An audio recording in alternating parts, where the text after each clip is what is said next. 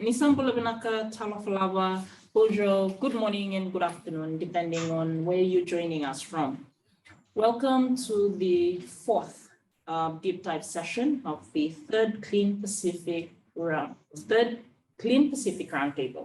where we will be talking about disaster waste. This deep dive session is designed to showcase how effective disaster waste management can reduce risk and contribute to resiliency. When disaster occurs, not only human life and wealth are affected, but a large amount of waste is generated. This waste, when not collected, can pose risk to public health, either directly or through vector-induced exposure. While past efforts have been considerably focused on predicting and building resilience to climate-related disaster impacts in the Pacific, the national management of debris and waste after each disaster is still undertaken in an ad hoc and uncoordinated manner. In order to promptly rebuild after a disaster, it is crucial to manage disaster waste in an appropriate and rapid manner.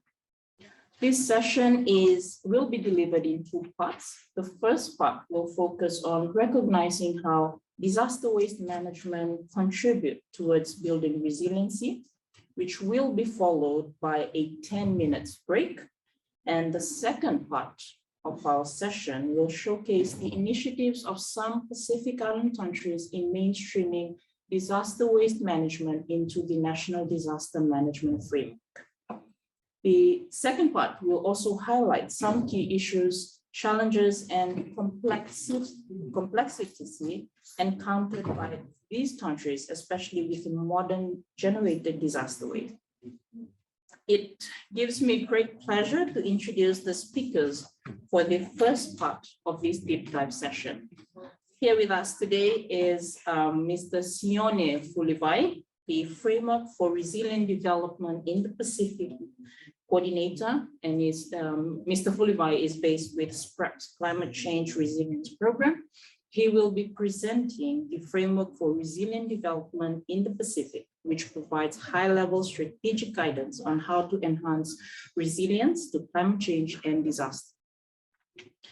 Following Mr. Fulivai's presentation, we have Mr. Dave Habaway of the Disaster and Community Resilience Program of the Secretariat of the Pacific Community. Dave will be presenting on Pacific vulnerability to natural hazards and also looking at some of the costs of past disasters in the Pacific. Our last speaker for the first part of the session is Mr. Fafetai Sanga Polutolu, the J-PRISM Assistant Chief Advisor, and he will be presenting on the Regional Disaster Waste Management Guideline drafted by the J-PRISM 2 project in close collaboration with Pacific Island countries. We have time allocated at the end of all three presentations to answer any of your questions.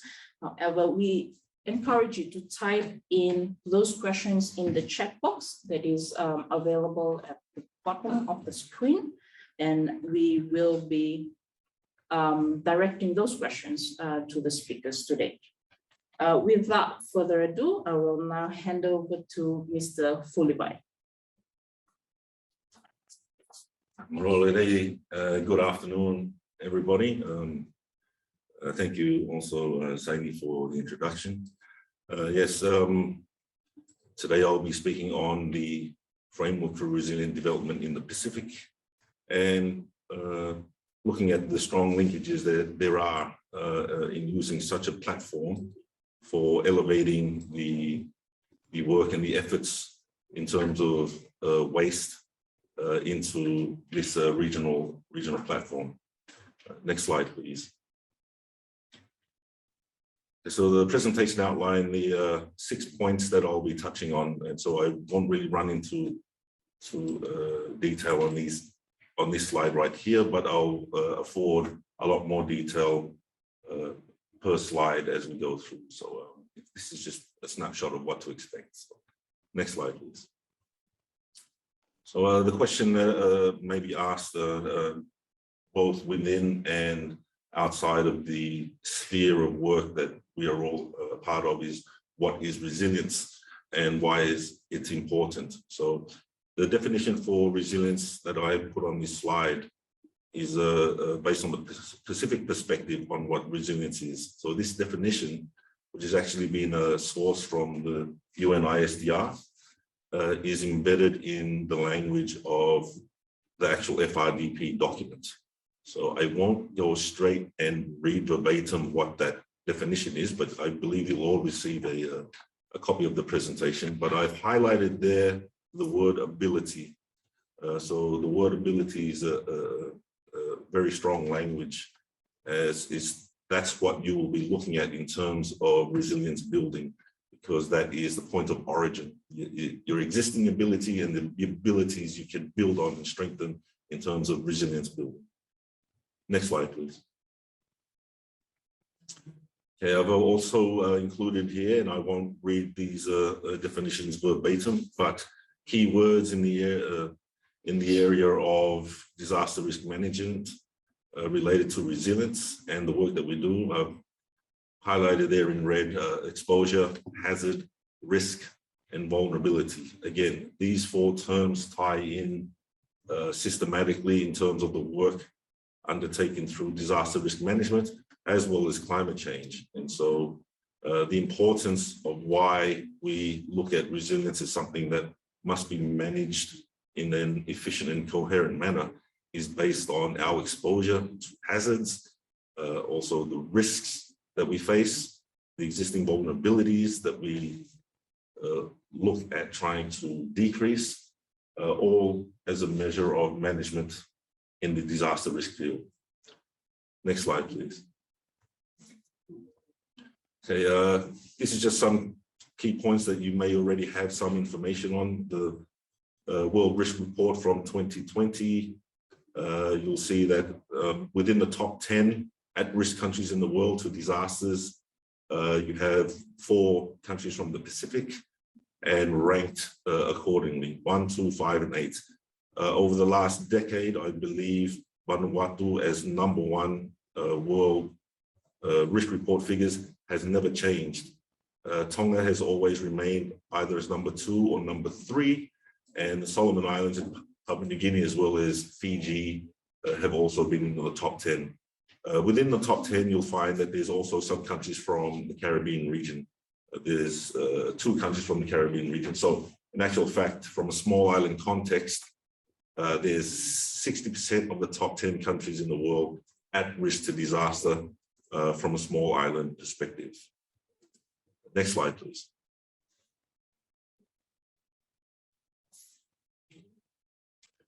Okay, this is looking at the origins of the FRDP. So it was in 2016, the actual concept of developing a framework for resilient development was approved by Pacific leaders. The FRDP as a regional document is an overarching regional framework for climate change and disaster risk management. And as Sandy Millie had mentioned earlier on, it provides high-level voluntary strategic guidance to different stakeholder groups. Upon the endorsement of the FRDP in 2016, the actual document was printed and circulated in 2017. And just to give you an insight on what that entails is that the FRDP calls on all development partners, as well as regional agencies, the private sector and civil society, as well as Pacific countries and territories to come together to form partnerships and synergies in terms of the work that we do, both in disaster risk management and climate change. Next slide, please.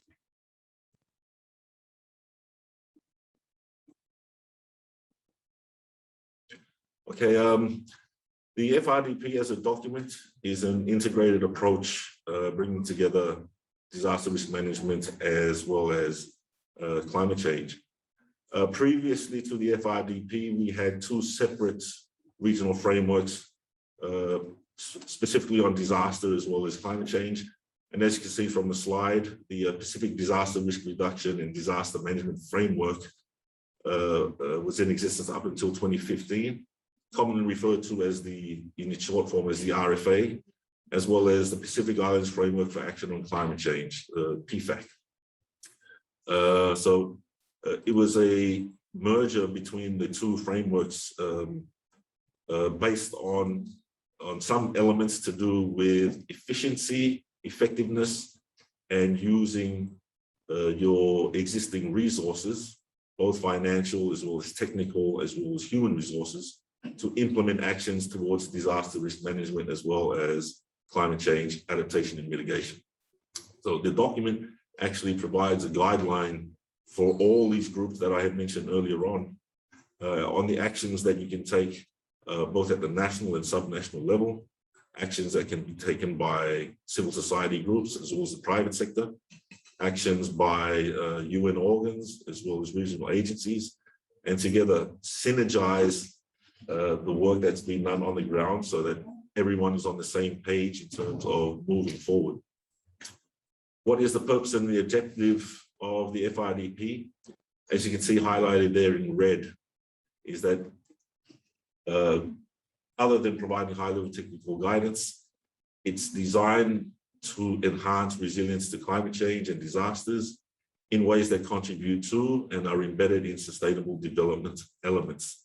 And so this is including mainstreaming FRDP elements, if not already done, into policy and planning instruments that you have at the national level. And so that way, if you have a similar platform at the national level where you have committees or steering committees, the FRDP is a similar context and concept to that already being produced or in place at the national level.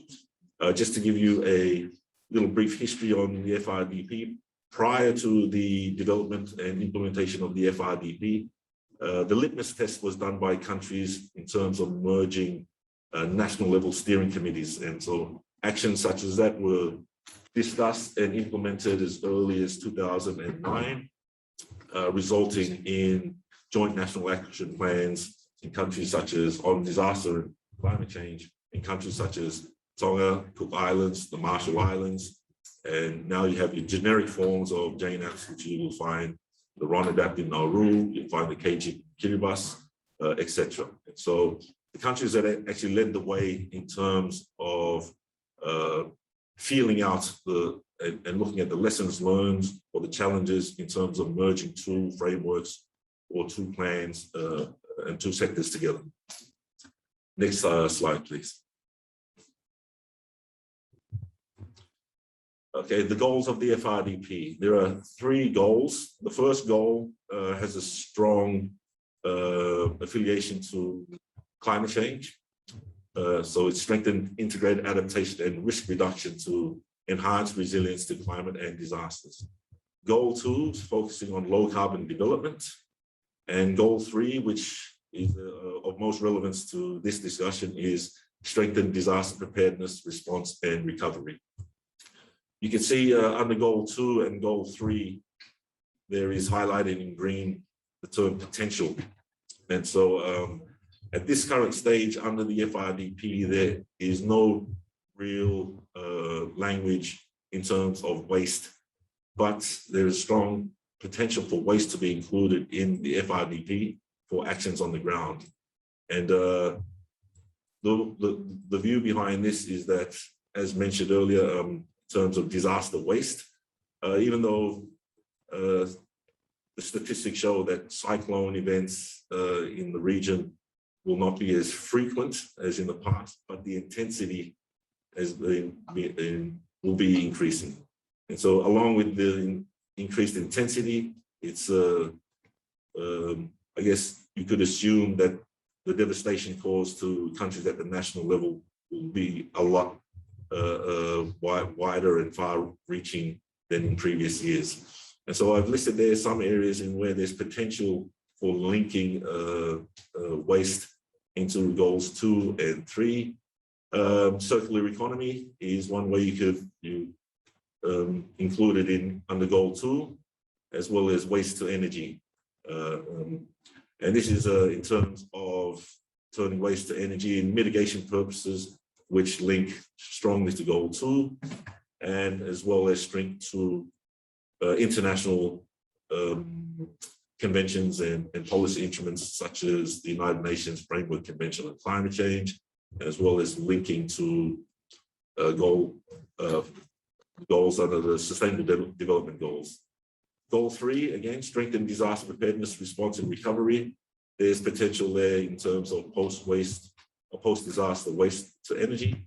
And so these are areas that could be built upon, and further discussions should be developed in ensuring that we can try and elevate waste into a regional platform, which involves a lot more stakeholders than what we may have at present, which I will discuss in the next slide, please. And so under the FRDP, a governance structure was established. This was called the Pacific Resilience Partnership. And as you can see, there's 4 elements to this. There's a PRP task force, which consists of 15 members and 13 alternate members. And these are representatives from countries and territories, regional agencies and development partners, civil society and the private sector. And so this has been in place since 2017. And it's a platform in which these stakeholder groups come together to form partnerships as well as synergies in areas that are relevant to climate change, disaster, as well as low carbon development. You'll note there's a point there that says over 100 affiliated members. So apart from those 15 and 13 members, there's over 100 members or a network of over 100 different organizations that have tied in and linked into this Pacific Resilience Partnership. The PRP support unit is a unit that's comprised of 3 regional agencies, SPREP, SPC, as well as PIFs. My role is part of that support unit as a representative from SPREP. And so we are tasked in supporting the task force, achieve its objectives, and coordinate and facilitate a Pacific Resilience meeting, which is held by There are also technical working groups. At this stage, we have 5 technical working groups established since 2019, which focus on disaster risk finance, human mobility, risk governance, information knowledge management, as well as localization. These technical working groups have a lifespan, usually about 2 years, but those working groups can change over time depending on the priorities for the group. We do have one standing committee, and that's a standing committee on communications and engagement, and it's to make sure that the conveyance of the work we do in the Pacific at this level is conveyed to a wider audience and to a membership and network that's far beyond what we have currently. The last point is just the biannual Pacific Resilience meeting. So far, we've had 2 Pacific Resilience meetings, which the purpose is to showcase and highlight resilience initiatives undertaken in the Pacific, and it brings together practitioners from various stakeholder groups to demonstrate the resilience building at the national and regional level, as well as lessons learned from the international level as well. And a key to this is to ensure that we bring together all the stakeholders to form genuine partnerships to help or assist in resilience going forward. Next slide, please. Okay, in terms of elevating waste to the FRDP and using the FRDP as a potential platform for disaster waste, there are 2 entry points which I mentioned in the previous slide. Under goal 2 and as well as goal 3, there's a possibility if waste is elevated to a level in which a technical working group can be formed, that could be another potential for elevating waste into that level. We've already had preliminary discussions here within SPREP with the the waste management and pollution control program to see where, how, and when we can take waste to the regional platforms such as the Pacific Resilience Partnership, and also discussions in terms of partnerships and synergies. There are existing members and affiliates, as I mentioned, under the FRDP, who also have extensive networks of their own, in which the areas of waste could tap into as well. It's not just technically or financially, but as well as bringing in further human resources to assist in terms of waste management and disaster risk controls. I believe that is the last slide in my presentation, and I'll be more than happy to take any questions. Marlo, thank you, Sione. We will now cross over to Mr. Dave Haberworth with the Secretariat of the Pacific Community. Hey, thank you, Sonamili, and Bulvanaka Side Session 4. Hey, I'd just first like to thank Sonamili and the organisers for the opportunity to be part of this and to join Sione and Whapatai to help set some of the scene for the discussion later on. Okay, so I'm Dave Hebblethwaite. I'm the Water Security and Governance Coordinator at the Pacific Community based here in Suvat. I work as part of a disaster and community resilience program. Sony's counterpart in SBC, who works in supporting the PRP, works alongside me in that program. And I've been asked to talk about some of the effects and impacts of natural hazards in the region over the past years and how we can determine what these actually are in order to respond. I'm a water practitioner, so my dealings with the extremes of weather and geologies in the Pacific are through the lens of water, of the floods and droughts that regularly impact our members. But of course, natural hazards are more than just that. A few people might recognise this image. This is taken from the Guardian newspaper a month after Cyclone Harold. It's the island of Pentecost in Vanuatu. And I think Ken Mane, if he's online, he'll definitely recognise this picture. When I see this, I see damage to water and sanitation infrastructure. And when others look at this picture, they'll see other things. And I'm sure a lot of you will note the environmental damage that is there in this picture, but a lot of you will be noticing the tremendous amount of disaster waste that's been generated as well. I think the message here is that all sectors are affected by disasters in the Pacific, and all sectors need to play a role in assessing what those effects and impacts are and how to respond. So, Sione, you've stole my thunder on the World Risk Report. I also was going to talk about that. The only thing I've got on you is that mine is 1 year more up to date. So the 2021 numbers are just out. And actually the Pacific comes in at 1, 2, and 3. Vanuatu, the Solomons is up to number 2 now, and Tonga is number 3. We've got 6 in the top 20. And that's of 181 states that are assessed based on the components of exposure, susceptibility, coping capacities, and adaptive capacities. I'll note there's another 4 of our region's UN members for which there is not enough data to assess. So if those data were available, we might actually even have more in that top 20. And by comparison, a country like Australia comes in at around 123 in the ranking. So it just shows the very, very high risk that Pacific Island countries and territories are exposed to. So how do we look at those impacts? One of them is by looking at the total number of events recorded. These are historical events, all events that we have records of various disasters. And these have been pulled from the Desinventar database, but you can also get them from PDN, Pacific Disaster Net, if anyone's looking to see Pacific information. The brown columns are geological hazards, the blue columns are hydrometeorological hazards, and hydromet hazards comprise about 75% of disasters in the Pacific. And we can see that cyclones, particularly, as one of the largest events that are recorded. But you'll note that under those blue columns, you see storm surge, flood, and local storms, all associated in some way with cyclones. I'm sure there's some conflation of the numbers between those as well. Perhaps the most obvious way of looking at impacts is looking at the lives lost from natural hazards and disasters. And there you see the geological hazards actually start to become more prominent. And this is due to a few very impactful events, particularly that occurred last century, including in PNG.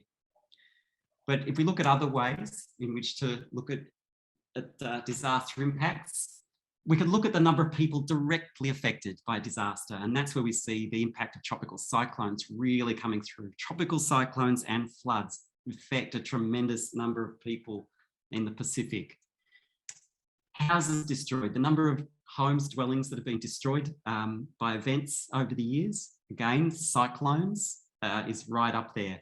Now, I note that the mechanism of cyclones destroying houses can also include storm surges and floods. So it's interesting how those data are displayed. Economic losses, of course, is one thing we always go to and look at the impacts of disaster. And there we see the tremendous impact of cyclones in this region. Compared with the other hydrometeorological hazards, there's more than $3 trillion in losses alone since records have been kept. So that's looking backwards. Of course, we should be looking forwards as well. And thankfully, our national Met services are getting better and better at this. This is the forecast prepared by Fiji Met Services for the coming cyclone season, which is looking to 4 to 6 tropical cyclones for the season in the Western and Eastern Pacific, South Pacific zones. That's average to just under average. But if we look back, I was asked to talk about cyclones over the last 15 years. So if we look back over that last 15-year period, we've had 4 Category 5 cyclones in the region, in the South Pacific here, I'm talking specifically. And of those, there were 2. We had Pam in 2015 and Winston in 2016 that made direct landfall as a Category 5. If you expand that view to Category 4 and above, of course, there's a lot more. And as we look at lowering the threshold, Category 3 and above, Category 2 and above, and all events that could be at one point in their lives categorised as a tropical cyclone in the last 15 years, it shows that there's not much of the South Pacific outside of those equatorial zones that are not impacted in some way. And these are all the recorded cyclones that we have record of in the South Pacific. Now, of course, tropical storms and cyclones, hurricanes are a feature of the North as well, and we don't want to leave the North Pacific out in this. And particularly here, I'm looking at 2 Category 5 systems that impacted the waters of Palau over the last 15 years. We had Bofo in 2012 and Haiyan in 2013. So how do we estimate the impacts of these events on our countries in the region? One way is looking at impacts on GDP, and thankfully these have been calculated for some of our larger events. We know that Cyclone Winston cost Fiji approximately 30% of its GDP, which is huge by any global metric. But even further than that, TC Pam is estimated to have cost Vanuatu 65% of its GDP.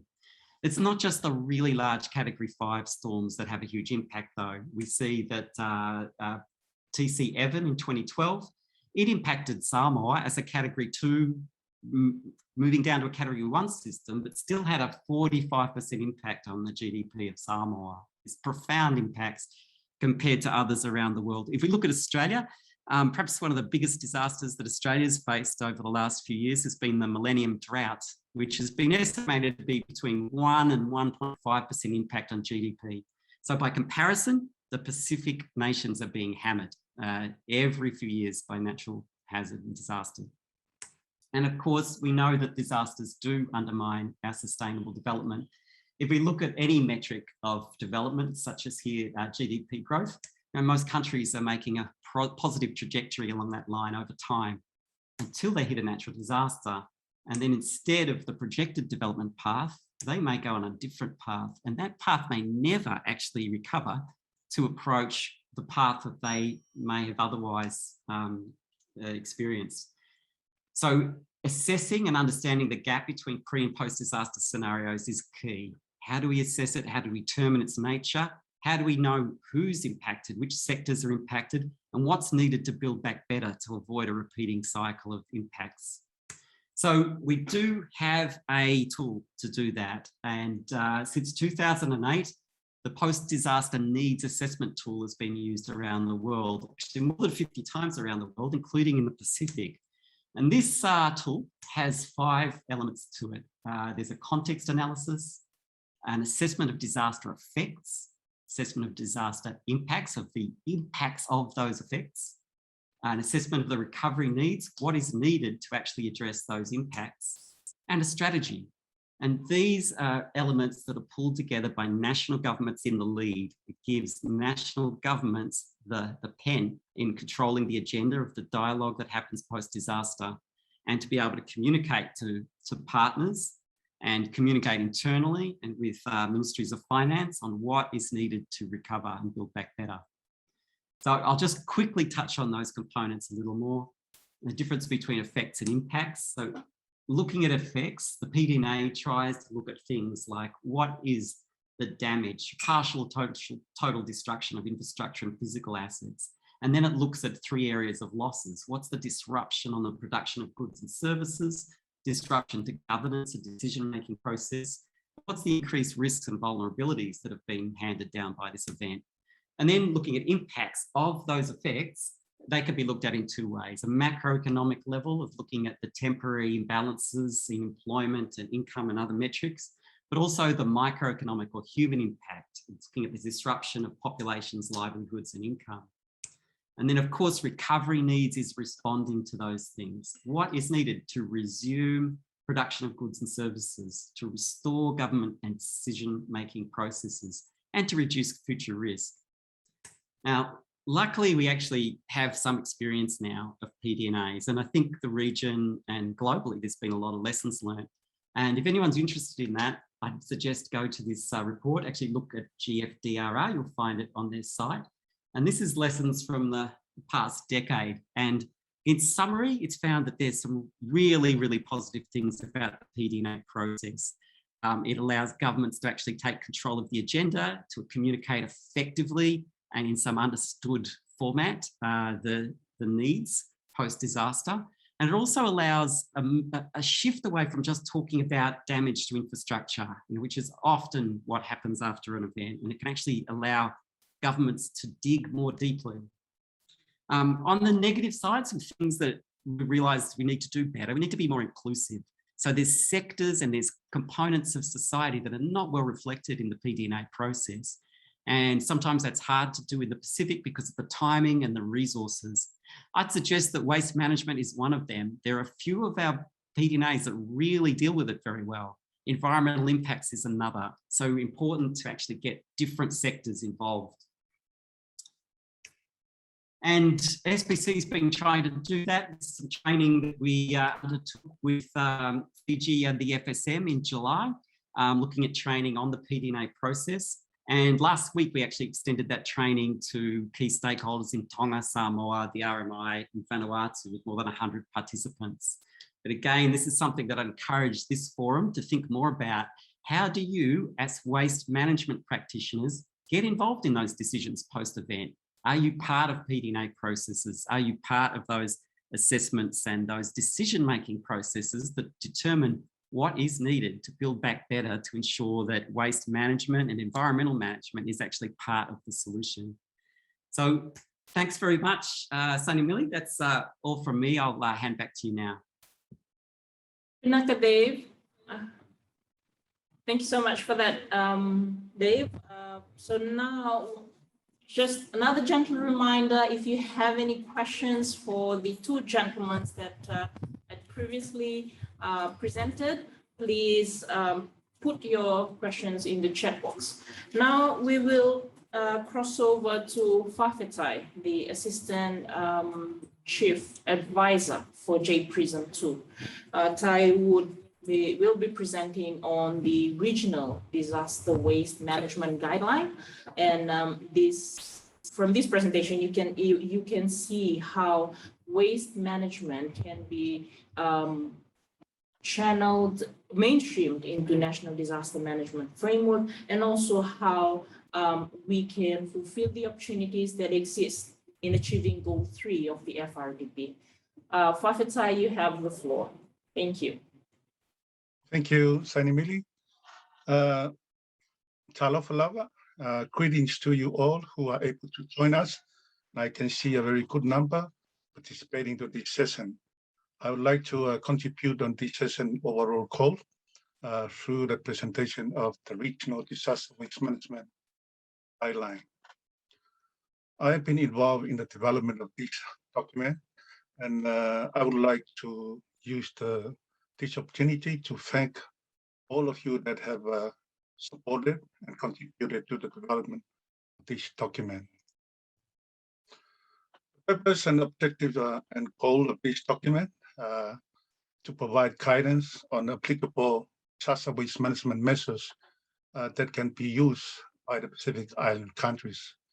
Of course, issues and challenges can be the same with other developing countries in other regions, but I believe the technical application of solutions as promoted in this guideline are appropriate to Pacific Island countries. The two objectives of this guideline is first enhancing of the technical skills and knowledge of our government officials and community leaders in terms of the disaster waste management measures to be used during different stages of disaster event. Secondly, the improvement of the supporting institutional arrangement, and that refers to the integration needed for disaster waste to be recognized at the national level. And hopefully with both achievement, we can improve the overall goal of the enhanced Pacific Island countries' capacity in terms of disaster waste management. The rationale for developing this regional guideline document, firstly, it is one of the key areas of the regional Pacific waste management strategy, the Cleaner Pacific 2016 to 2025. Secondly, Pacific Island countries are highly exposed and vulnerable to natural hazards. As Dave and our colleagues that presented earlier presented how Pacific Islands are exposed to natural hazards, and this is why we need this document. Looking at these photos are real cases of what we have come across during past disaster waste management projects implemented during the Trade Prism 1 and also in early Trade Prism 2.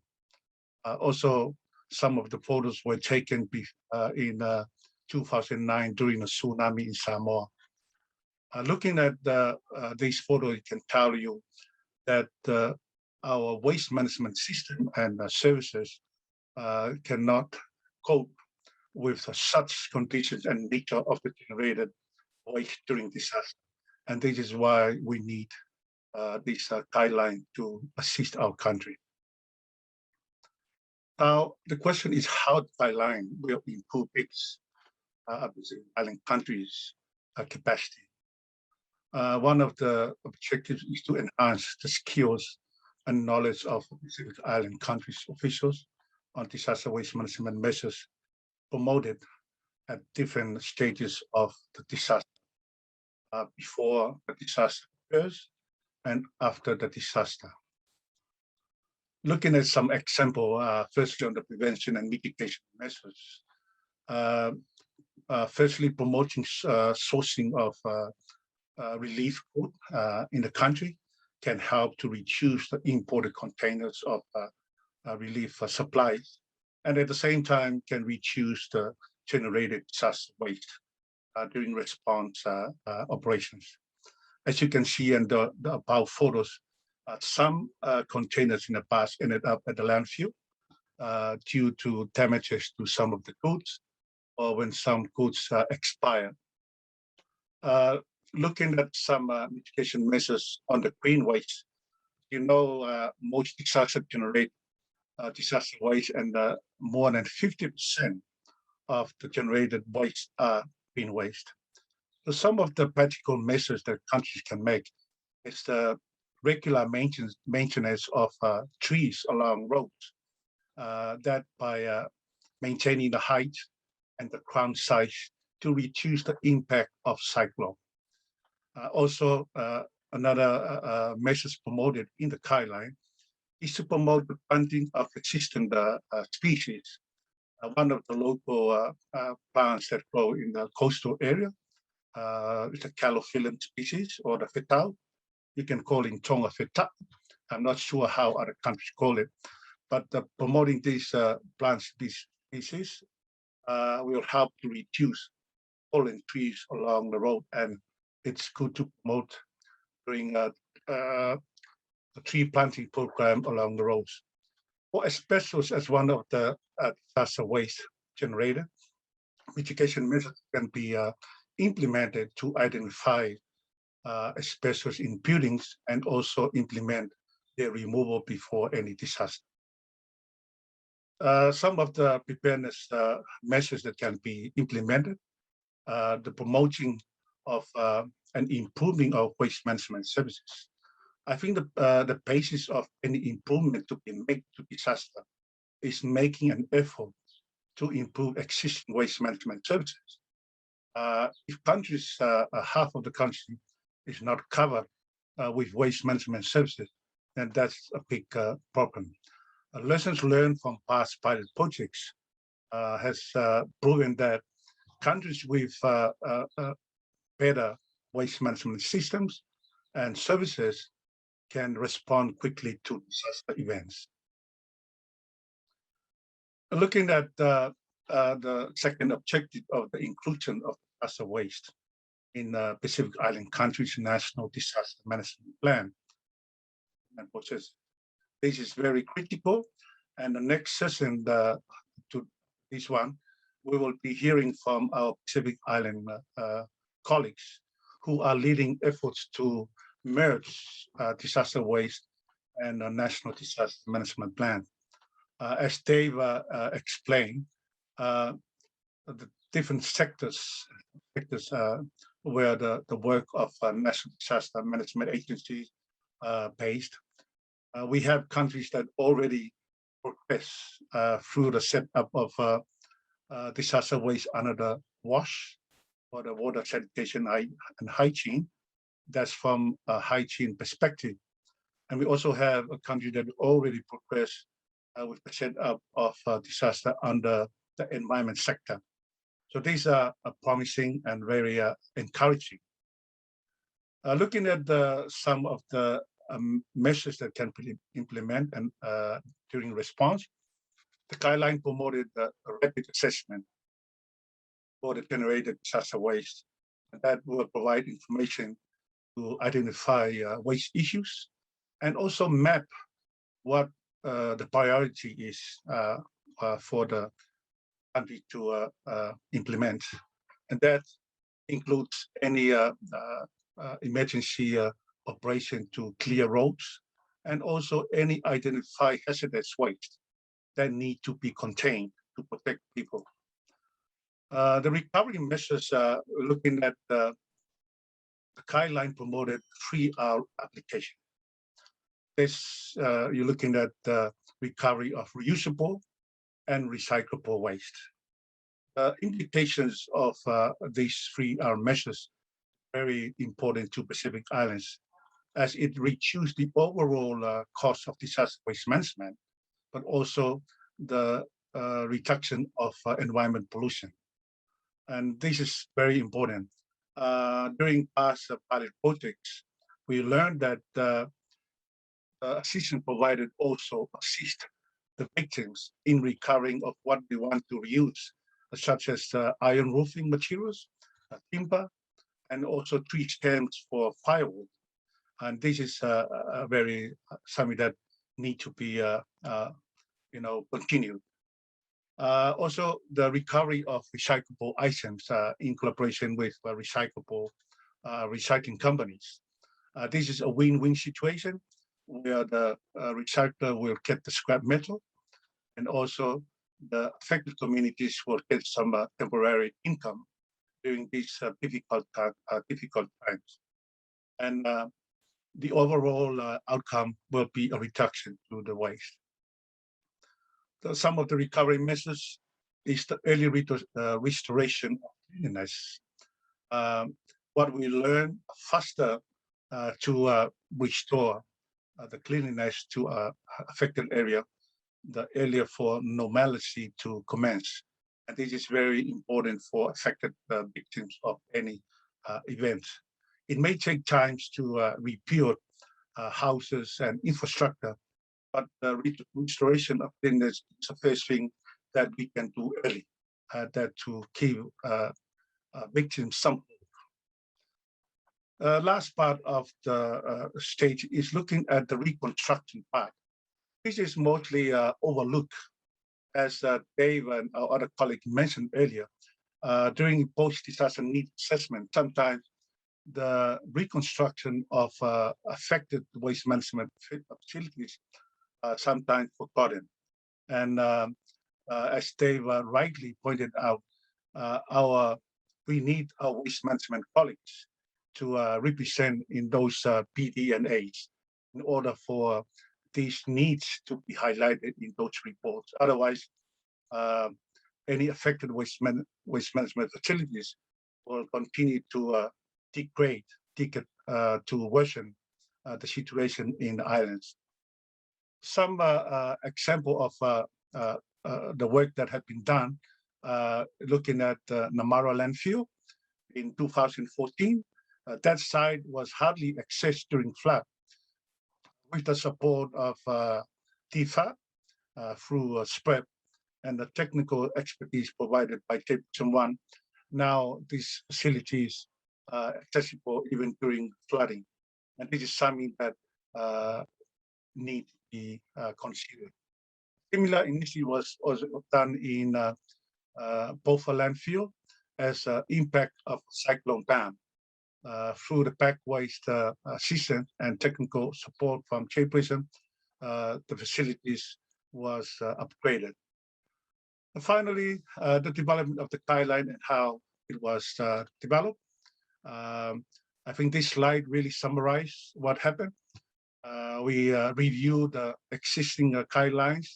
We have the UNEP 2011 guidelines and also the Asia Pacific 2018, which form the basis of the current regional guideline. That's how we develop. You can also note a lot of inputs.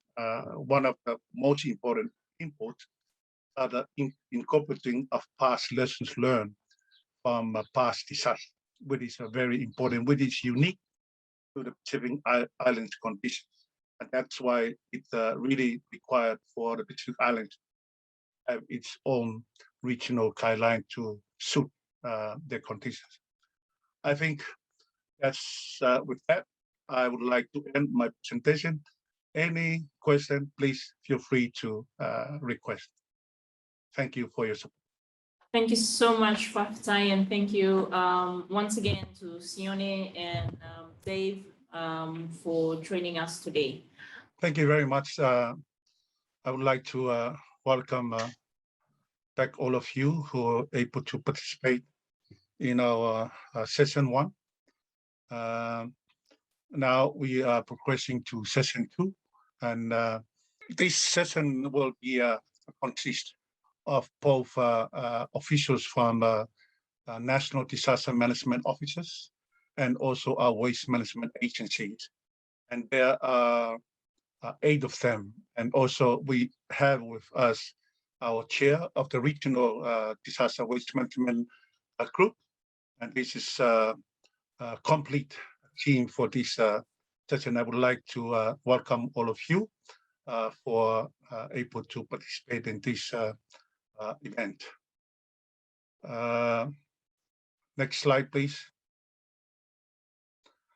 Our session will be guided by our presentation.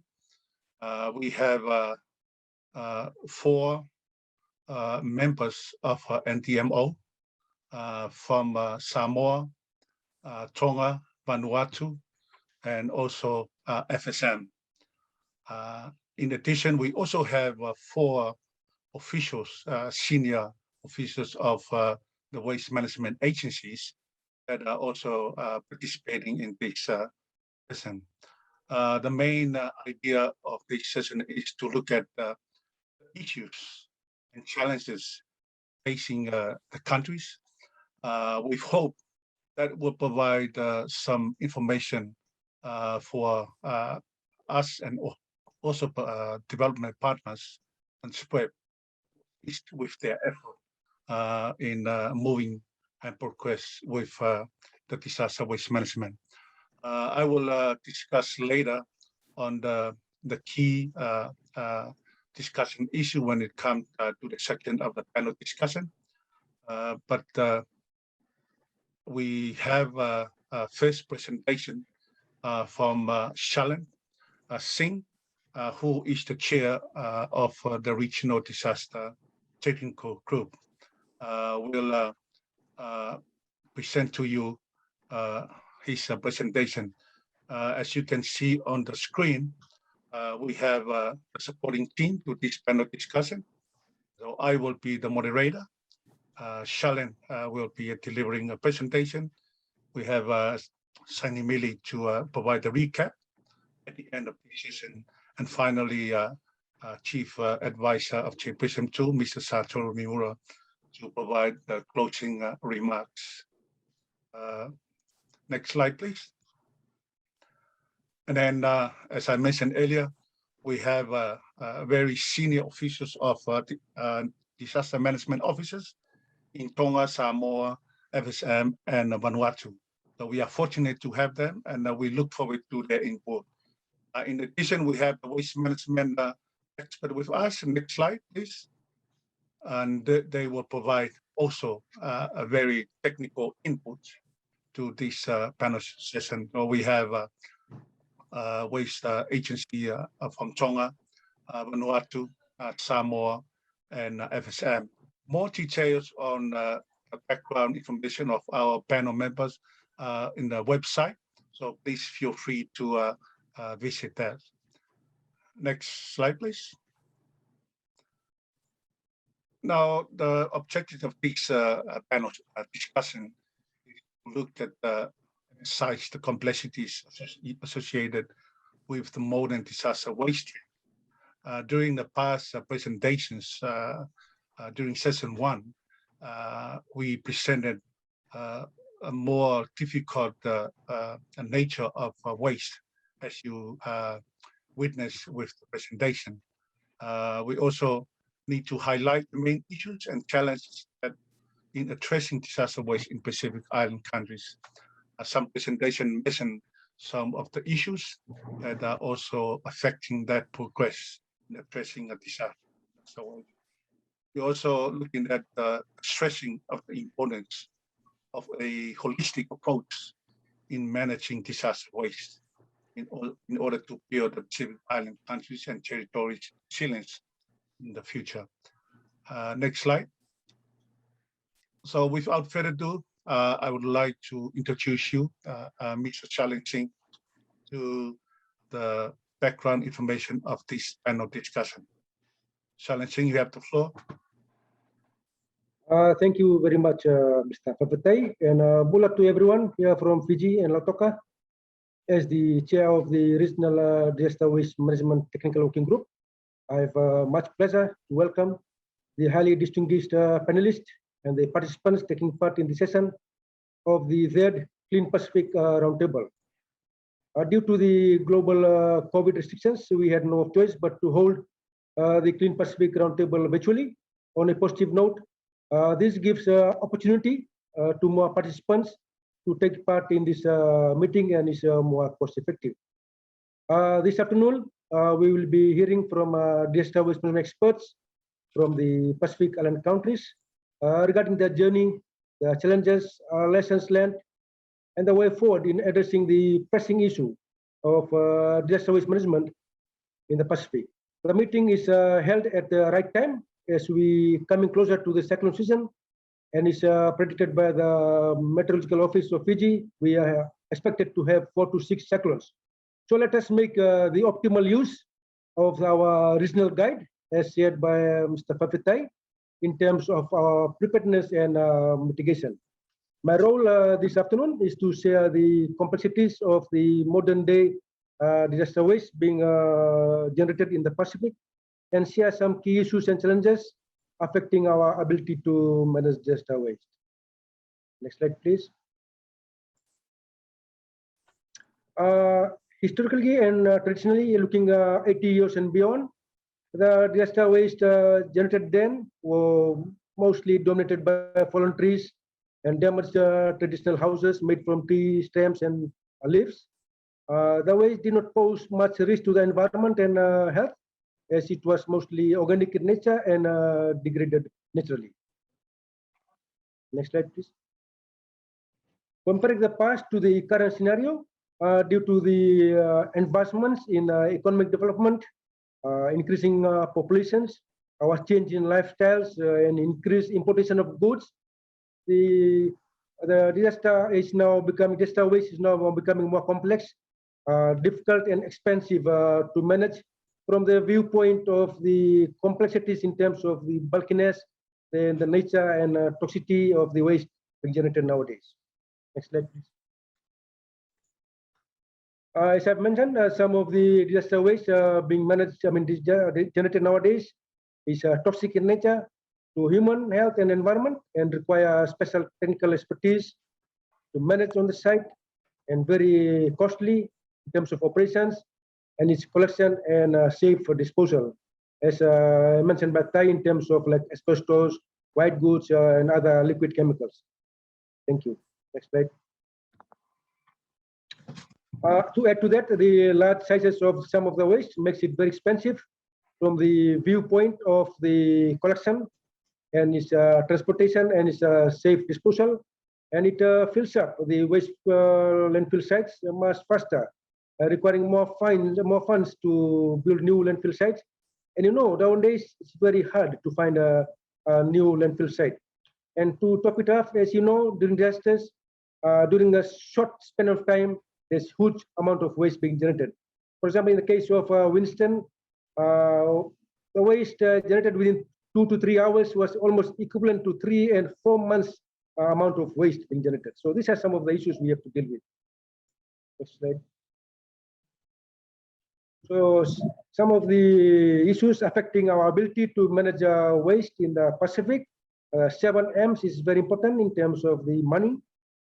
Sustainable financing is an issue affecting all the countries.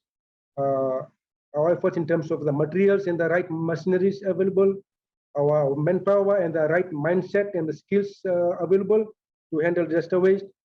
The management authority at the moment, as mentioned by the previous session, is on ad hoc basis. So there's in some countries are lacking the right authority to manage disaster waste. The motivation and drive is lacking. And to top it off, there's a lack of waste management facilities, as some of the urban and town areas in the Pacific are still having issues with collection on normal days.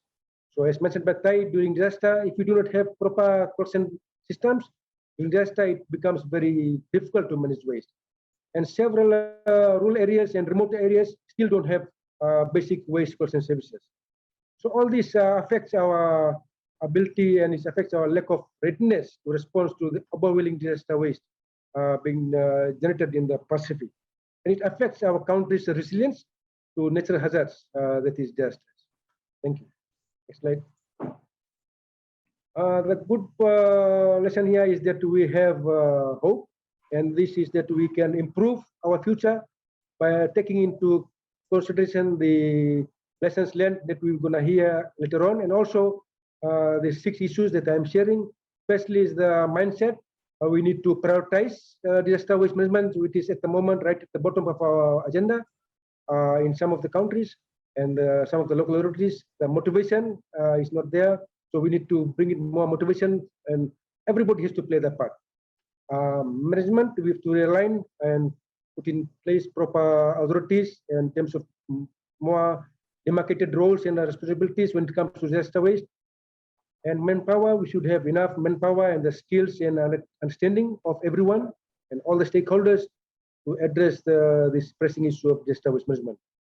And we need to always make funds available for disaster waste just like we do it for the roads, for electricity, for water, and for other activities and plans. So disaster waste is equally important. It affects everybody. So we need to have money available and the right materials and machineries to address disaster waste. So this afternoon we have lined up disaster waste management experts. So let us hear from some of our experts and disaster waste management specialists on the issues and challenges and how we can move forward. So now I'll hand over again back to Tai to moderate the later part of the program. Thank you, Tai. Thank you, Shaling Singh, for the informative information. This will set the scene for our panel discussion. And before we start, I would like to give you some information on how we are going to implement our panel discussion. Please, next slide. The important information for our panel members to take note. The time allocation for our session, 40 minutes. Each member will have 2 opportunities, 1 opportunity for each 2 discussion points. For question from the audience, I can see people already submitted a question on the remote questionnaire. Thanks for that. And we will provide you answers later. And if we have time, we can have the question QA later after this panel discussion. And also please use the chat box as much as you can if it's easier for you. Next slide, please.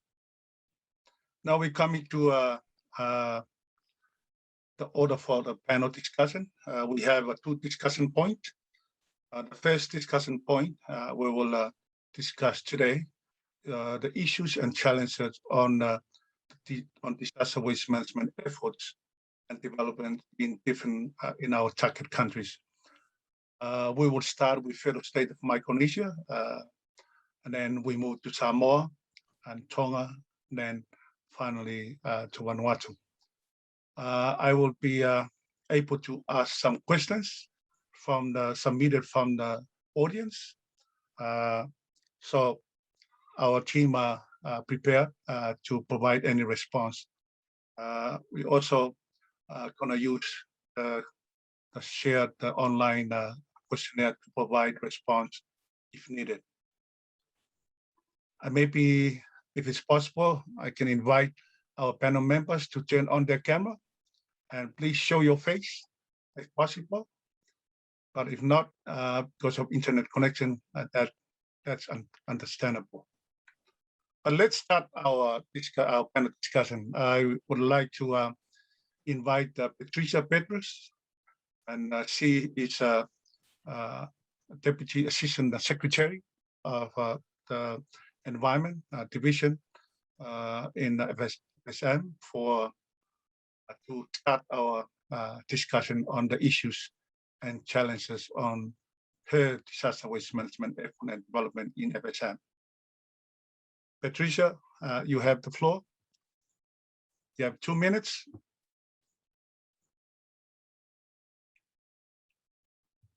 I think you are muted. Yes. Okay. Thank you. Thank you for the time. If I may, I would like to just suggest if Mr. Yarofiter begin first, since we had planned that he would basically lead on this discussion. So if Michael. Yeah, that's fine. Yeah, Michael Yarofiter, you have the floor. Thank you. Can you hear me? Yes. Thank you very much. Thank you to all of you, panelists and facilitators, organizers of this meeting. I thank you all, and thank you for giving me the opportunity to share some of my issues, which I'm not sure how am I going to start, because I'm sorry I don't have any slide for this presentation, but I would just like to share that the issue is that we don't have waste management, disaster waste management in our disaster plan. our national disaster plan. So we never address this waste disaster during the response. I know you talked about what cars, roofs, like tin roofs, but you never touch base on the outer island. During our response, we bring a lot of, especially canned meats or containers and water bottles. So what we usually do is we just bring to the response with those water bottles and leave them out there. And so in 2 months ago, I received a picture of an outer island, which they took a picture of trash, empty bottles. I mean, so we never, I would need your help, to your expertise to merge disaster waste management into our, into our disaster plan, so that during response we can consider waste management. Thank you. Thank you. Thank you, Michael, for that. I think your comments really bring attention to our team. We have experts also listening to this discussion, and then tell me that need for assistance to FSM, and we are taking note of your request. This is why we have this discussion. It's very important, where you can formally submit your request while some development partners are also listening who can assist. Now we will move on to Samoa. We'll come back to you, Michael and Patricia. We will have more time to give to you later on. For Samoa, we have Mrs. Store Apple from the Waste Management Agency of MNRE, and also Ms. Molly Famanatu Nielsen of the National Disaster Management Office.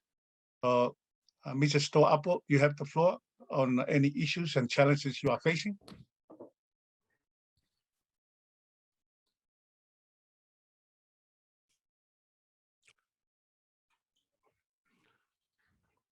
Tor.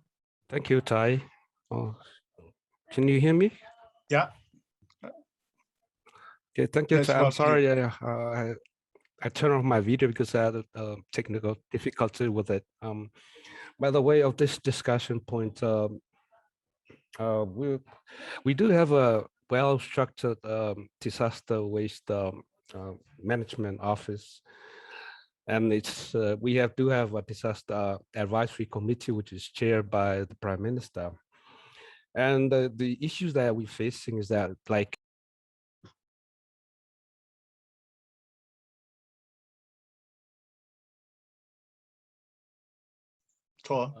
I think Mr. Satoa has dropped off the call. Okay, that's okay. We can move on to Tonga.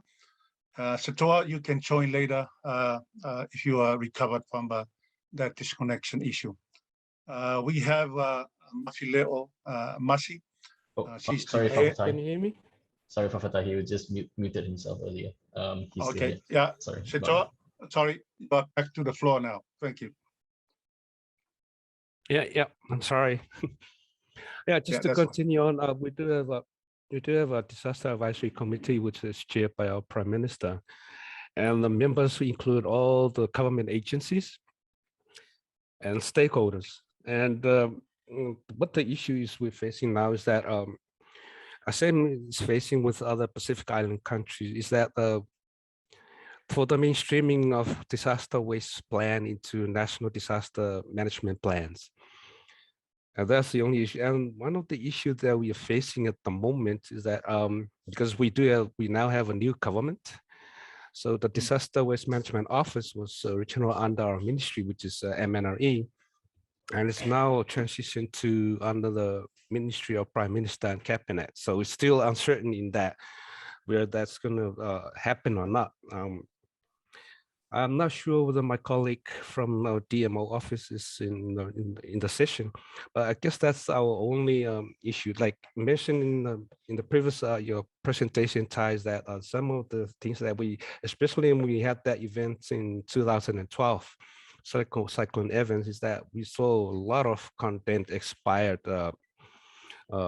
products that which was for humanitarian recovery operation, which was brought up at the landfill. So we have already discussed that with the Disaster Management Office, and they are looking into that. So that we have been advising them, we're going to have the same events, so they have to be mindful about all those humanitarian aid from overseas, including water bottles and canned foods and all that, to have those aids coming to the country with expiry dates of maybe like a year or beyond that. I guess that's the only point I want to raise in this first discussion point on behalf of Samoa. Thank you, Tai. Thank you, Sector. I would like to check if is Molly Famanatu Nielsen is here with us. No, Molly hasn't joined us today. Okay, so that's fine. Thank you, Samoa. We are now moving to Tonga. We have Mafileo Masi, the head of the Waste Management Unit of Maytech in Tonga. And we also have Mrs. Tangimei Moana Whakava Kioa, and she's the high official there, Deputy Secretary, Principal Secretary of the NTMO in Tonga. Let me ask Mafileo Masi to share with us any issues and challenges she may have encountered during her effort. Thank you, Fafitai. Can you hear me? Yeah, well and clear. Thank you. Can you hear me, Fafitai? Yes, yes. Okay, thank you, Fafitai. Malolele from Tonga. In terms of disaster waste management, we have an excellent system in place, which is the cluster system. And disaster waste management is already included in that system under the WASH cluster, and that's the water, sanitation, and hygiene cluster. So, so waste management is under the sanitation cluster, but it is also, but it has been upgraded into a subcluster after the Cyclone Kita hit us back in 2018. In terms of budget, we have no problem with budget. Government have allocated budget from day one. And in terms of a response plan, we have to produce that straight after Cyclone hit Tonga at any point. And also in terms of human resources, we have the our army forces as excess staff to assist us in terms of collection and also a provision of the necessary equipment such as vehicles and so forth to assist with our effort. However, we do have some issues with our effort. For example, being mentioned by Sitoa before, the expiry of food relief being distributed in the communities and especially in the remote islands, which we have found way back in the days before Cyclone Kita hit us. And what we did is, because boats keep going in and out from those remote islands, we had to spend time taking those expired food relief back to the main island for final disposal. And not only that, but we find that we have a lot of plastic containers generation from this food relief as a result of this food relief giveaways to the communities going into the landfill as we go through our response phase. The other issue is the capacity of the recycling companies, especially with dealing with bulky waste going into the landfill. Their capacity is very limited in terms of manpower and also the necessary equipment required to reduce or those bulky items appropriately, and then have to put them in containers. So everything goes to the landfill now, and then the recycling companies will have to come into the landfill and take those bulky items, those only that can be recyclable, only those items that the recycling companies can come and take. And it's very, in the process, it's very slow.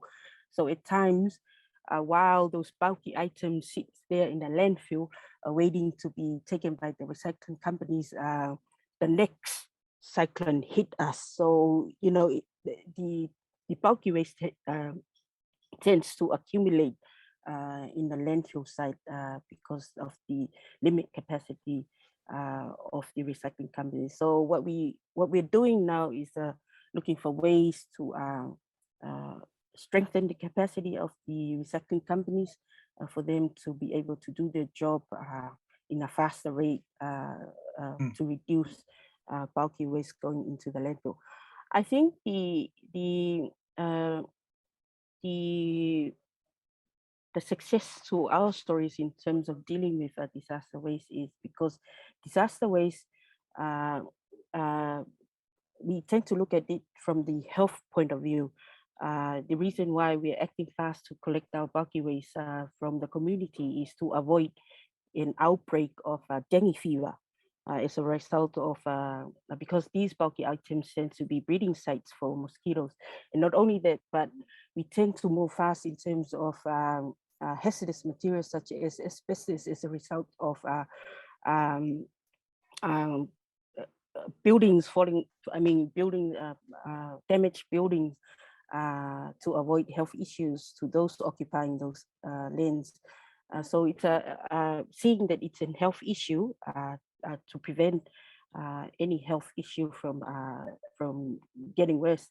Hence the reason why we tend to respond very fast to managing the disaster waste fast and effective in the first place. Thank you for the time. Thank you very much, Mafileo. That's very good to share some good progress made in Tonga. We will be hearing more on that during the second discussion point. May I ask Tangi Moana if she wants to add more on Tonga's progress? Yeah, Moana? Thank you, Fafetai. I'll turn off my camera to maximize my connection from this end. First and foremost, I'd like to acknowledge the SPREP and also for extending the invitation for NDMO, for Nimo Tonga to take part in this very important discussion and meeting. I must acknowledge, Dai, that it was based on the J-PRISM organized meeting back in 2018 that we were invited as NDMO Tonga to attend that meeting in Samoa, that we came back enthusiastic and encouraged to take more a proactive approach in looking at our disaster waste management initiative.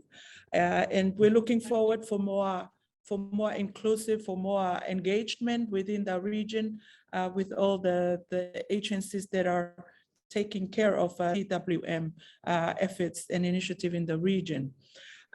Just in addition to what my colleague Mafileo has mentioned, I guess at this point of time, we have a very robust disaster management systems here in Tonga.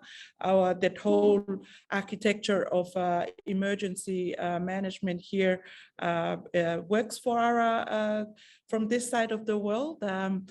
Just in addition, we have reviewed our Emergency Management Act is now called the Disaster Risk Management Act. It's still a bill at this point. In that bill, we have mandated our cluster system. So that's a good, it's a milestone for us. Right now, the status is that it's still awaiting a royal assent. And it should give us a good motivation on its own once that bill has been passed. So like I mentioned, the cluster system was just cabinet endorsed, and now we are waiting. It's already mandated in our bill. So yeah, Mafileo is in addition to her role as a chief at the environment department here at MEDEC, she's also the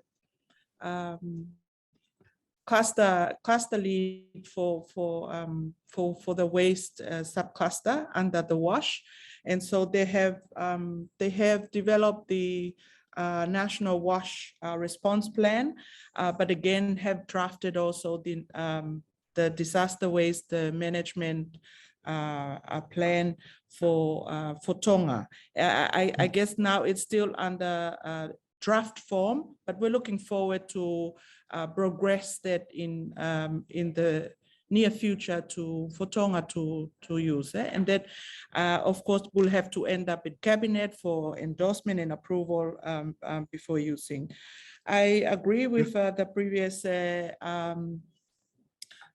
speakers that the NDMO should now take in disaster waste management into our integral planning in our operations, and we're speaking comfortably. We all have the system here in the main island, let alone. So that is one of the challenges for us, is looking at how we can provide all these systems and equipment for the outer islands, the outer islands. The fact that the Tonga island group are so scattered and very remote is already a challenge on itself. So I guess if we are to voice up an issue, it has to be looking at how can we provide effective and more cohesive and more practical disaster waste management and a full coverage to all our outer islands. Our concern from a disaster perspective is how can we provide our disaster waste management efforts amid COVID-19. Should Tonga run into having a community transmission in the near future, how can we deal with it? I guess we would like to always, draw our attention to the most worst case scenario. Again, we're speaking comfortably. We haven't had a tsunami yet here in the main island. Lucky the tsunami in 2009 happens in the remotest island of Niuatuktapu. But they had to wait for a certain time. They had to wait for weeks and days before receiving the DWM efforts, with all the supports from WASH and all the other agencies. So I just want to raise that in this forum, Tai. I understand that this is a good forum for us to exchange ideas and lessons identified. Thank you. Thank you. Malo, Tai. Yeah, thank you, Tonga. I think we have learned a lot of information shared by our Tonga colleagues, and I think it's something that we will take and note it. And hopefully, it will also help with our other countries who are participating as audience to this panel discussion. We have our colleagues from Vanuatu, and without further ado, I will like to invite Ms. Yoni Polenga for her comments. Ms. Yoni Polenga is the Principal Waste Management and Pollution Control Officer of the Department of Environment Conservation in Vanuatu, and she's leading also waste management. Yoni Polenga, you have the floor.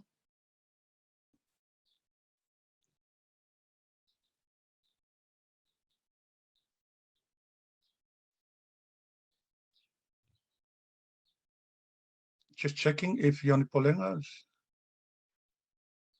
Yes, she is in the room. Just waiting for her to turn on her video and unmute herself.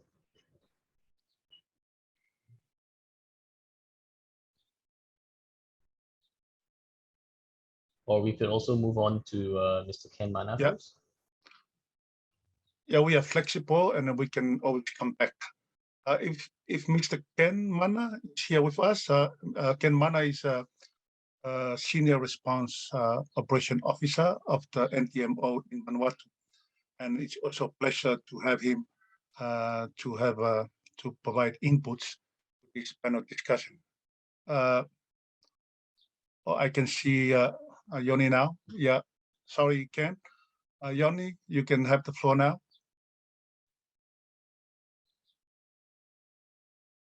I think you are muted.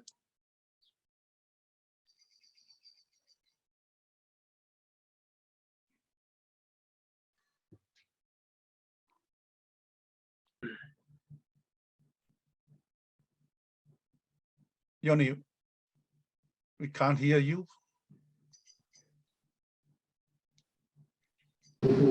I've unmuted myself. Yeah, You I can hear me? you now. Yeah. Okay. In terms of issues and challenges with our DWM efforts and development, at the national level, we have disaster is coordinated under the National Disaster Management Office, and disaster waste is with the Department of Environment. So we have been trying to get, we're actually under the same ministry, the Ministry of Climate Change. We've been trying to get the NDMO to include us as a cluster, an environment cluster under the response framework.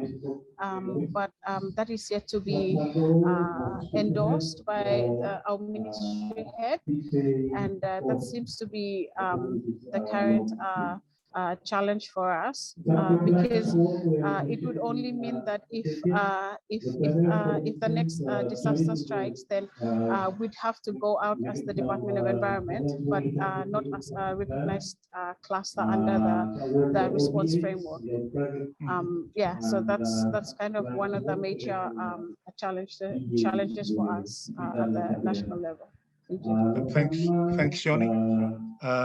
To hear that, and I think those issues and challenges may be the same with our other countries who are able to join us, and it's something that is the realities of our work, and it's something also we have to work hard to make progress.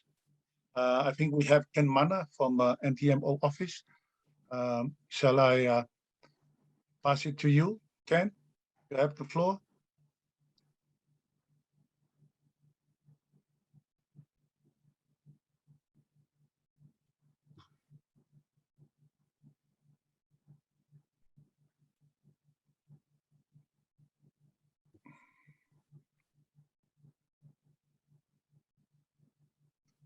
Perhaps Ken is having some issue to connect.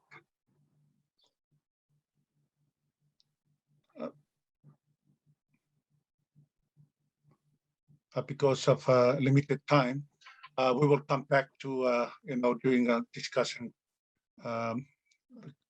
point 2, and we will give more chance to Ken to make comment. Let's move to discussion point 2. Thanks for the shared information and also your experience and what the issues and challenges you are facing.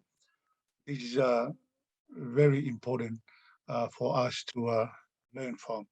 And it's something that will form the basis of our future follow-up action to look at how we can make some progress in those areas. Our discussion point 2, we are looking at any latest development and progress achieved in the target countries. I think we have heard from Tonga of the progress already made, and also with Samoa. And I think if there's something else they can share, that would be fine. But we'll now start with FSM.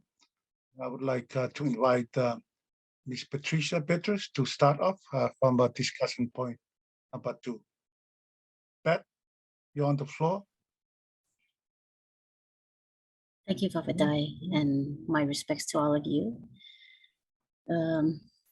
In regards to the latest developments and progress made and achieved to improve disaster waste management in the FSM, FSM attended the first regional disaster waste meeting, which was held in Palau in February 2019. And we are pleased to say that national and state representatives who attended that showed really high interest to address disaster waste management. Since then, there have been attempts to merge waste and disaster efforts. But I think Mr. Yaravatar has already expressed that we would need guidance of the regional partners, such as JPRISM, to identify the gaps and benefits through cost analysis. On that point, I would like to just emphasize that natural disasters don't happen every day, but we do have the existing agencies, relevant agencies in place that manage waste, that manage disaster. So I guess the challenge there is to strengthen the collaboration among the relevant offices and agencies in FSM's place. The relevant agencies and offices include EPAs, the disaster control offices, and as well as utilities. So everyone is aware of their roles. So there's just a need to bring them together and strengthen the collaboration and to clarify the roles. One point to bring up is that we're in the process of revising our national waste management strategy. And we're hoping that we would include disaster waste as an area or a component in the strategy. And then finally, I'm sorry for taking up much time, but finally, we do have response plans and that address natural disasters, and they exist to address the management of affected areas. So once again, everything is in place. We just need to clarify and strengthen those collaboration. But what we do need is to like Shalene has already expressed that, Pacific Island countries lack funding, funding that needs to be activated when there's a natural response. And also we lack the necessary infrastructure system. So having said that, thank you. Thank you. Thank you, Patricia, for your input. For Michael, I think I have a specific question to Michael. If you are given a chance, Michael, to move forward, my question is your office ready to make progress on the integration of disaster waste and the National Disaster Management Plan? Thank you, Fafatai. Yeah, yes, we are in the process of about to update our disaster management plan. So therefore, that this would be the best time to include the disaster waste management. Thank you. What would be the period of that waste management plan, if you don't mind?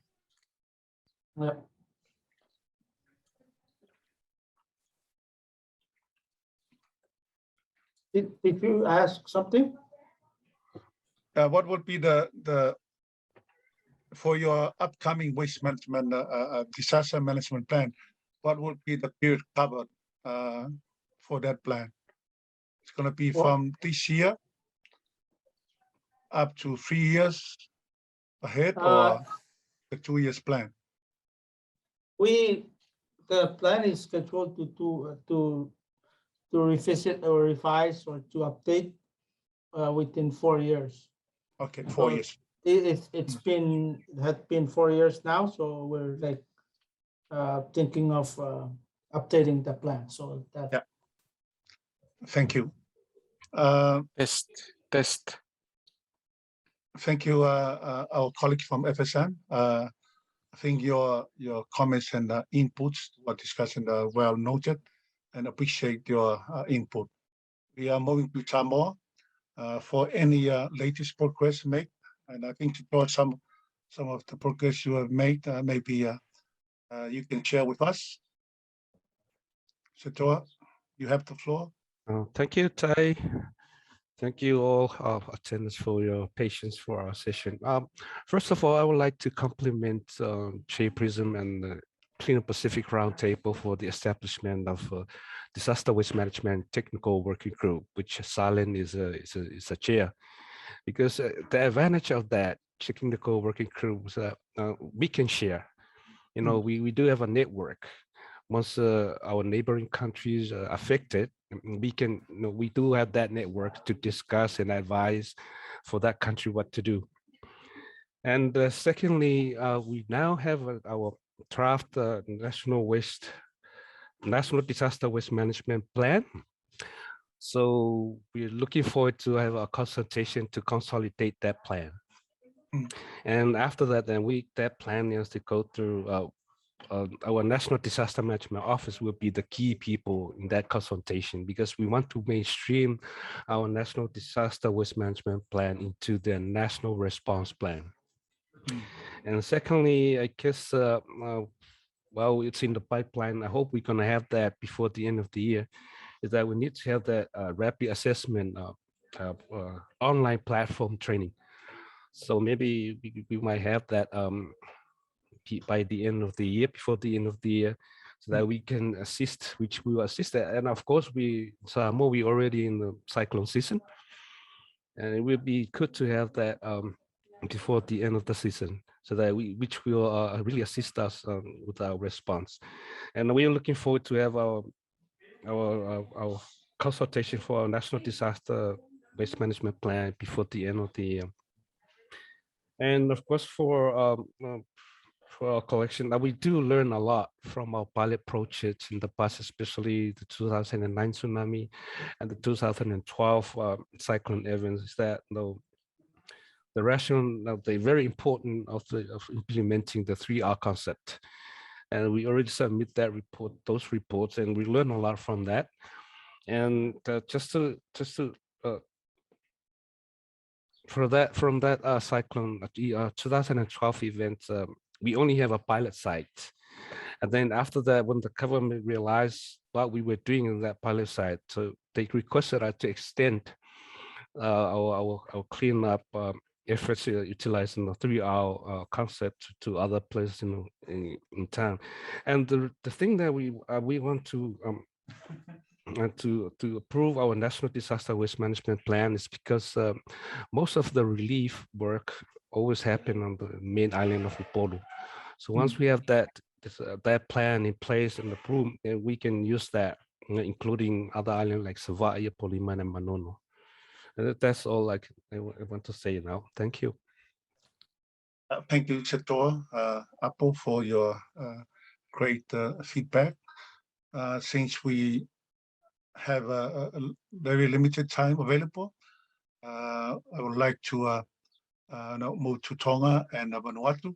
I believe Tonga has covered more on during the first discussion issue, but you are welcome if you want to share any more additional information. Ms. Mafileo, Masi, you have the floor.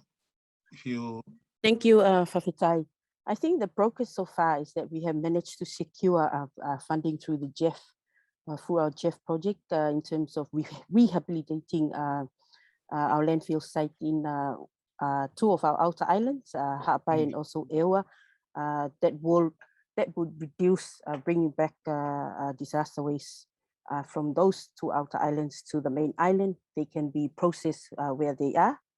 And also we have managed to projects that are on the pipeline, including the pack waste project that will deal with asbestos, therefore reducing the amount of asbestos that we will have to deal with after disaster strike.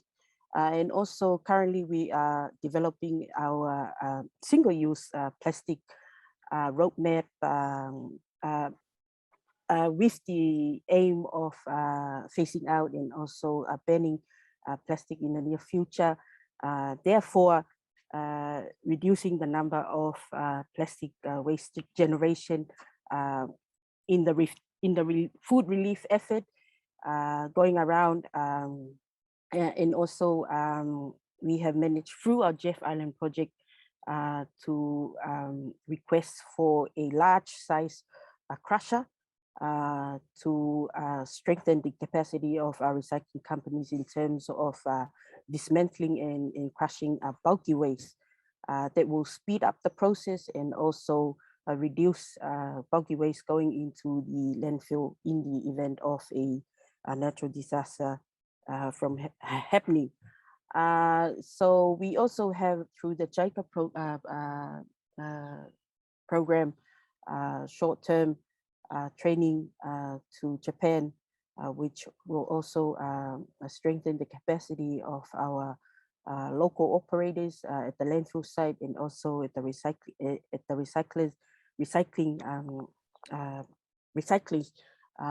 building the capacity in terms of dismantling bulky waste, bulky items like car bodies and so forth. And also not only that, but oh, I think my brain is not working for some reason. But I think that's so far that's it. That's the progress from our end. Things that I'm seeing will actually assist us with managing disaster waste in the future. Thank you. Great, Mafileo.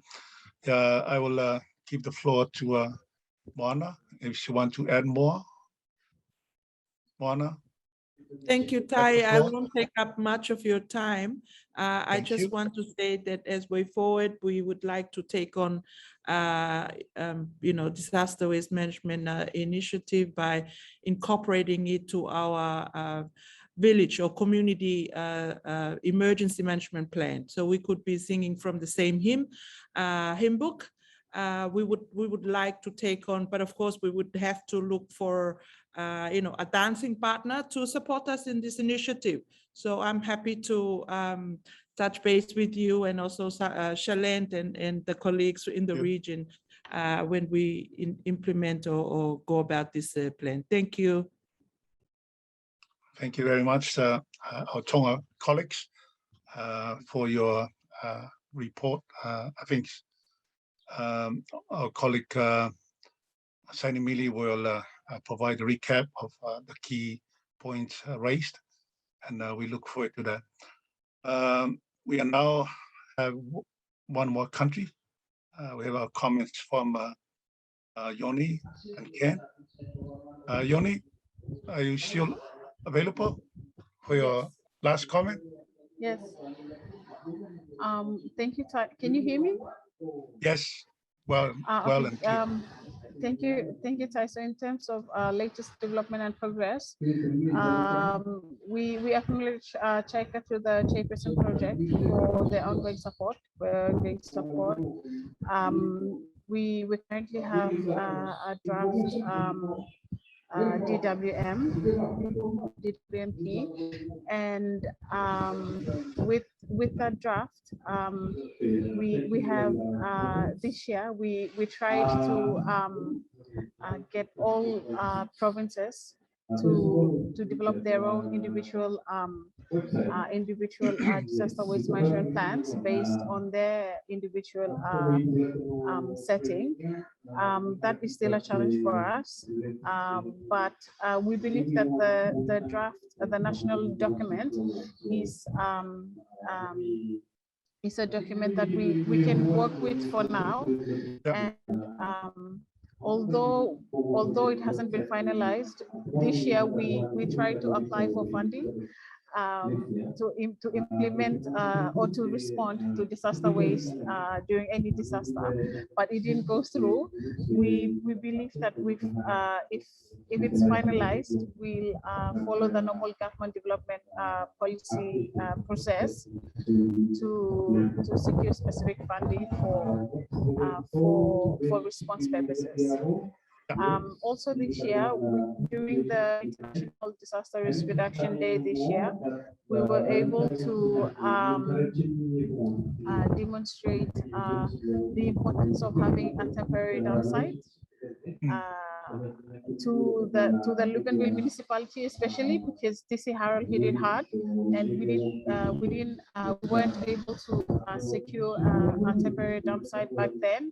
So I think during that time, it was clear to them why it's important to secure a temporary dump site. We were able to jointly coordinate the whole activity by relating the importance of connecting disaster waste management with the plan, with waste minimization plan and the plastic strategy. So it was an achievement for us. Thank you. Thank you very much, Yoni. Despite your busy schedule, I noted that you are also having another meeting, and we appreciate very much your effort to participate. I'm not sure if Ken Mana from NTMO is with us. Ken?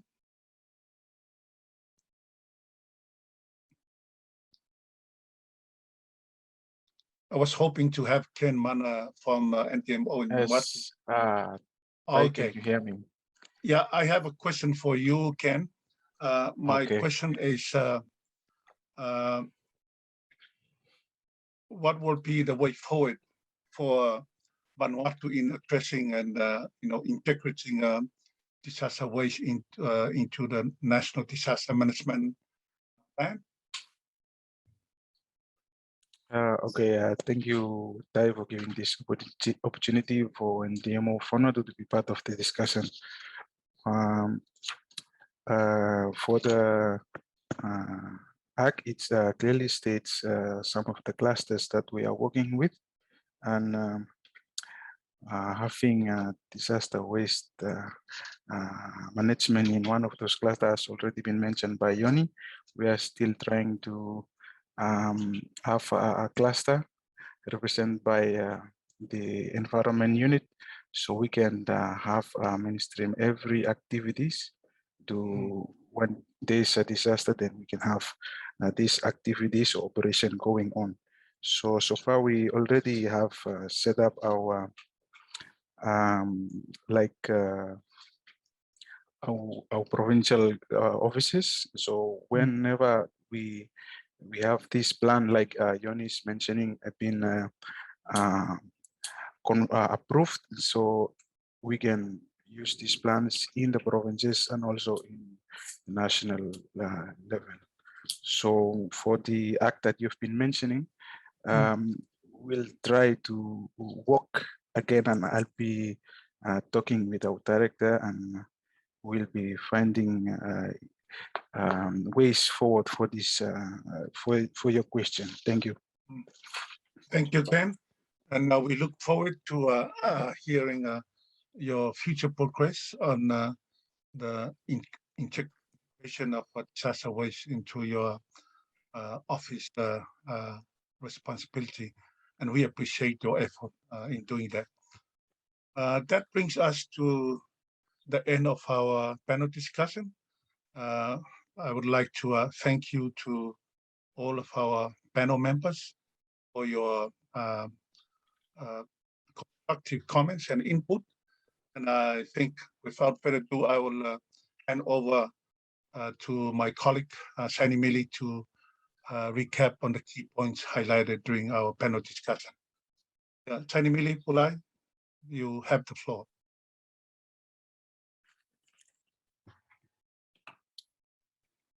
Thank you, Ty. In the words of Benjamin Franklin, by failing to prepare, you are preparing to fail.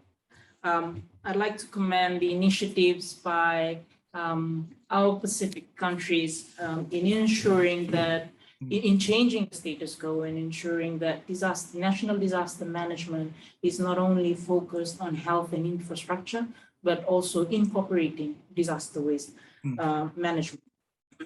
Some of the challenges that we gathered from the second session of this deep dive was that disaster waste places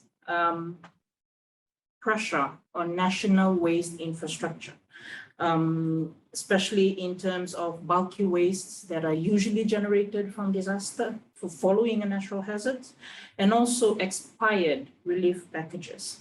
We also learned of the difficulty in establishing new clusters to focus, to look at disaster waste management. Earlier on in the first session, we learned of opportunities that exist within existing sectors, such as that of the infrastructure, to accommodate disaster waste management post-disaster national needs assessment. Yeah, there was also a point raised on lack of funding to effectively address disaster waste, which is why post-disaster needs assessment is critical. It informs building back of communities and also countries. So data that is collected from PDNA will inform, assist in accessing funding and also rebuilding back communities. Another point was the need, one of the critical points raised by our speakers from Tonga was the need to provide effective approach to all communities. And this is quite critical for us archipelagic states to ensure that no one is left behind in terms of disaster response and disaster recovery. Another point, lastly, one of the critical points that was raised was the need to remove and manage disaster waste in a timely manner, especially with our vulnerability to cyclones. A speaker from Tonga highlighted one of the experience whereby they're still trying to manage disaster waste, and then there's another cyclone that struck them. So again, having plans in place, knowing what to do following a disaster is quite critical in ensuring resiliency and building back communities. Ty, that was some of the critical, there were some of the points on challenges faced by our Pacific countries in trying to mainstream disaster waste management into national disaster management framework. Thank you, Ty, back to you. Thank you, Sani Mili. I think the issues and points that were raised and summarized give us both some way to think and work harder, and also some point of encouragement of the progress that we already made. We have a final part to of our session before we close. I think we are doing well. We just have 8 minutes on the time. Without further ado, I'm giving the floor to Mr. Satoru Mimura, the Chief Advisor of Preparedness Measures, for final remarks and also giving some closing comments for our session. Yeah, Mimura-san. Yeah, thank you, Tai-san. I think I have only 30 seconds, but on behalf of the organizer of the deep dive session, I'd like to thank all the presenters and the panelists for your sharing your precious experience and knowledge with us. Disasters in the Pacific Island give enormous impact to the people and the communities because of the limited coping capacity to disasters in small islands.